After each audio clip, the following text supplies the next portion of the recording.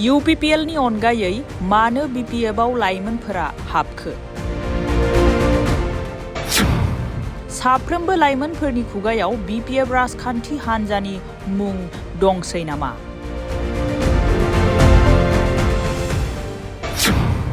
आम आदमी पार्टीखौ नागारनानै BPF दोलोआव जयनिं जादों APPनि रायजोआरि बुंथिगिरि सन्जीब गयारिया। 4-5 बोसोर आम आदमी पार्टीआव गोबां बिबान लानानै खामानि मावबोगासिनो दंमोन सन्जीब गयारिया। आं आम आदमी पार्टीआव एज ए स्पोकपार्सन हिसाबै स्टेट स्पोकपार्सन हिसाबै दङमोन आरो विंसनि आङो अर्गेनाइजेसनेल सेक्रेटारिमोन। थांनाय 17 फेब्रुआरियाव हाग्रामा महिलारिनि दैदेननायाव CWC मिटिंआव उदालगुरि जिल्लानि कलाइगावआव जयनिं जायो। आथिखालाव BTCआव UPPL, BJP आरो GSP नि जथायै सोरखार सोलिगासिनो दं।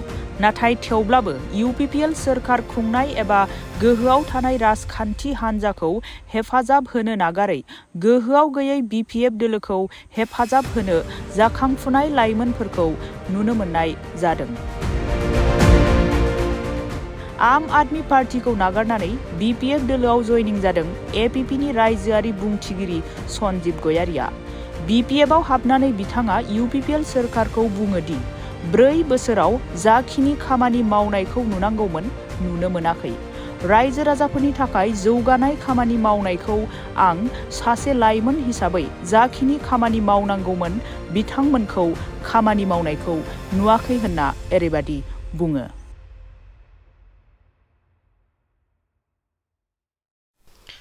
थांनाय 4-5 बोसोर आङो आम आदमी पार्टीआव बिभिन्न पदआव आं खामानि मावदोंमोन। दा आङो जोंनि BTCनि जि रिजनेल पार्टी BPF दलाव आङो थांनाय 17 तारिखआव आङो जयेन जादों हाग्रामा महिलारि सार बिथांनि दैदेननायाव।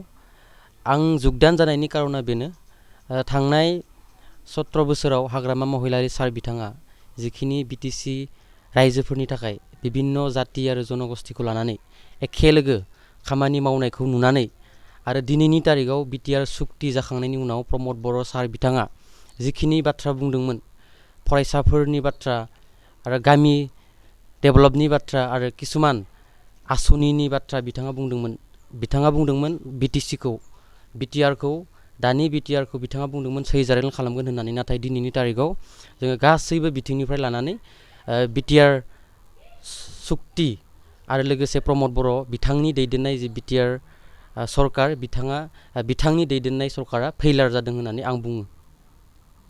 आं थांनाय 84 CWC मिटिंआव कलाइगावआव उदालगुरि जिल्लानि कलाइगावआव जयेन जादों।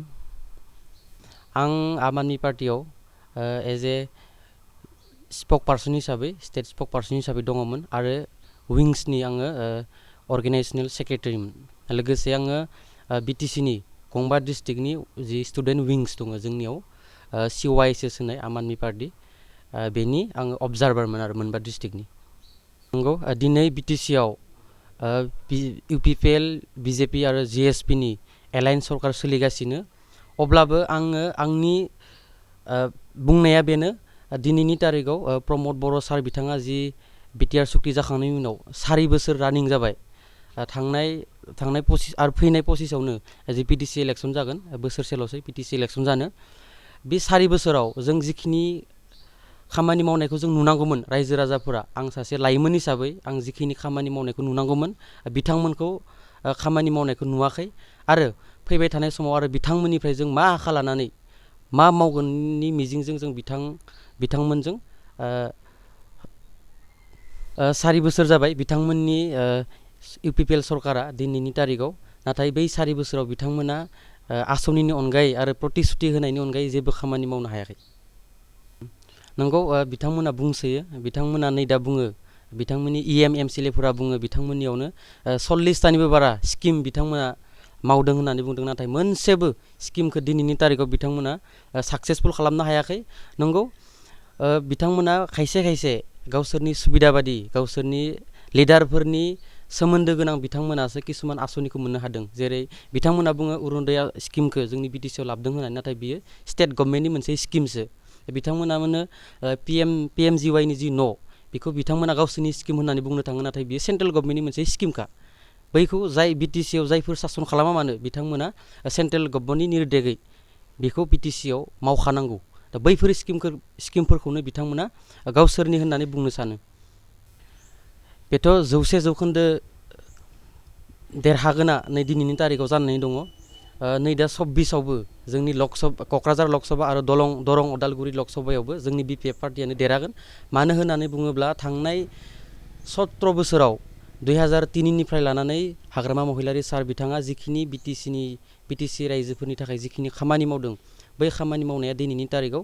जोंखांबाय दं आं लाइमोन हिसाबै आं सासे फरायफुबाय थानाय फरायसा हिसाबै आरो लाइमोन हिसाबै आं बेखौनो बुंनो सानगोन दिनैनि तारिखाव नोंथांमोना नुगासिनो नोंथांमोननि मिडियानि गेजेरजोंनो नुगासिनो दिनै फरायसाफोर कलेज इउनिभारसिटियाव फरायनाय फरायसाफोरा दिनैनि दिनाव लाइमोन सेंग्रा सिख्लाफोरा APPन सरकार थासेयावबो बिपिएफ दलाव जुगदान जानायनि कारनानो बेनो जे फैबाय थानाय दिनाव जोंनि बिटिसिखौ फारफ्रोमबो बिथिंनिफ्राय डेभेलप खालामनो हागोन मानगोनां बिथां हाग्रामा महिलारि सार बिथांनि दैदेननायावसो बेनि थाखायनो हाग्रामा महिलारि सार बिथांजों जोङो एखेलोगो खामानि मावनो होननानै जोंनि लाइमोन सेंग्रा सिख्लाफोरा फरायफुबाय थानाय फरायसाफोरा दिनै हाग्रामा महिलारिजों आखाइ हमफैदों आरो फैबाय थानाय 2025आव जे बिटिसि इलेक्सन जागोन बै बिटिसि इलेक्सनावबो जों 100% देरहानो हागोन होननानै जों मिजिंथिदों आरो बेनि थाखाय जोङो खामानि मावलांगोन